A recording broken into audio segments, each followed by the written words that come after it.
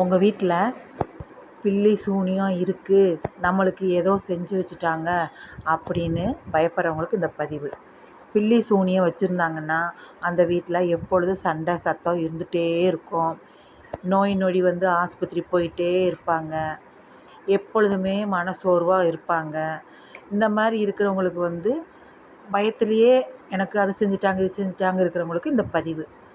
நீங்கள் சிவன் கோயில் போய் அங்கே இருக்கிற நந்தி பகவானிடம் உங்களோட வேண்டுதலை சொல்லணும்.